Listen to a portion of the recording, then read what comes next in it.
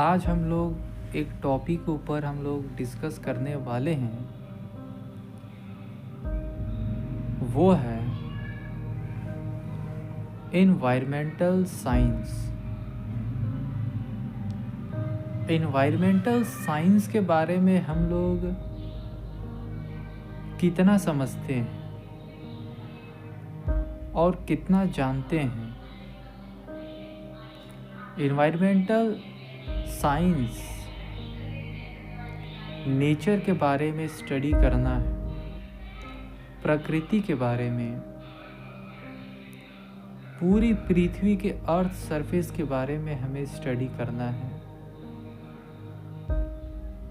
और एक कंपोनेंट कैसे दूसरे कंपोनेंट को प्रभावित करती है और कैसे सभी कंपोनेंट एक दूसरे पे डिपेंडेंट है, इसके बारे में चर्चा करना है। और कैसे किसी भी कंपोनेंट को हम नुकसान होने से बचा सकते हैं, इसके बारे में भी चर्चा करना है। एनवायरमेंटल साइंस एक तरीके से हमारे लिए एक वरदान है, क्योंकि इसे जितना अधिक समझा जाए और जितनी गहराई से समझा जाए उतना ये पता चलता है कि बिना इसकी संरक्षण के और बिना इसकी देखभाल के हम लोग जीवन में कभी भी वो मुकाम हासिल नहीं कर सकते हैं और ना ही अच्छे तरीके से हम लोग जीवन जी सकते हैं। हम जो कुछ भी हैं, जैसे भी हैं, ये प्रकृति ने हमें दिया है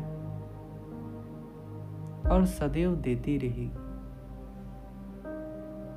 तो जिसके कारण हम जीवन में बहुत आगे बढ़ते हैं या हमारा पालन पोषण होता है, जिसने हमारे लिए बहुत कुछ किया, उनके लिए करना हमारा कर्तव्य होता है। सबसे बड़ा कर्तव्य और सबसे बड़ा पुण्य की बात। लेकिन इसका ठीक उल्टा हमने बस अपने लिए सोचा है, प्रकृति को छोड़ के।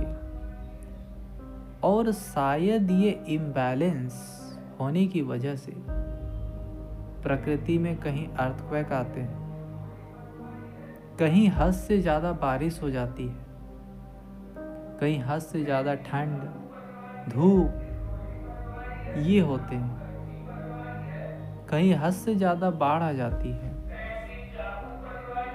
और इसे हम समझने में असमर्थ ही रहे हैं अभी तक।